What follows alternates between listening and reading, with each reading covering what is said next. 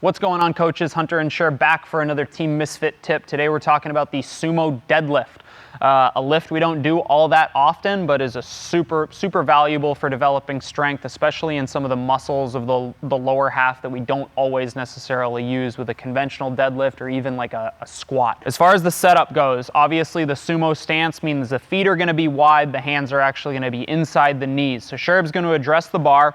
He's going to get his feet wide, and as a coach, one really good thing that I like to look for is I'm going to tell him to get his hands on the bar, get into his setup position. We'll adjust the setup later. And if the athlete's shins are vertical, straight up and down, that's a pretty good indicator that they're in a good spot. If they go out wider, a lot of times we get that valgus knee, that knee coming inward. We can either have just cue the athlete to drive their knees out more. In a lot of instances, those tight muscles mean that we just need to bring the feet in a hair. So we've got vertical shins in the setup.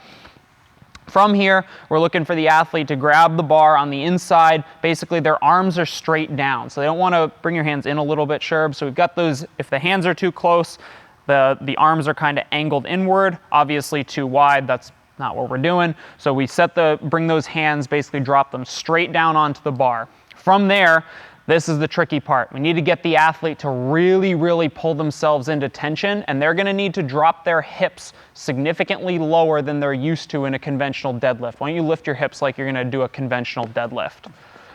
Okay, so kind of a conventional deadlift setup with a sumo stance here. Those hips are high. For the sumo deadlift, we want those hips to be dropped much lower, and the chest is going to be pointed up. A great cue for coaches is, can I read the logo across Sherb's chest? That's one of his cues. Yes, I can. We're probably in a good setup position.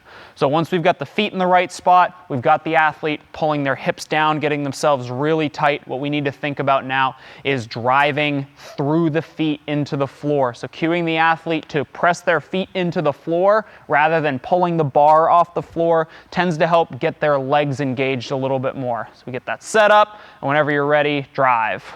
Stand it up, and then as we go down, what we're thinking about is having the athlete push those knees out, getting them out of the way, enabling that bar to travel straight down to the ground, and then setting ourselves up for that second, third, and fourth rep.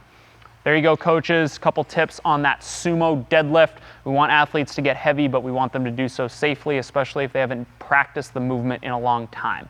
Give it a shot. We'll see you in the next one.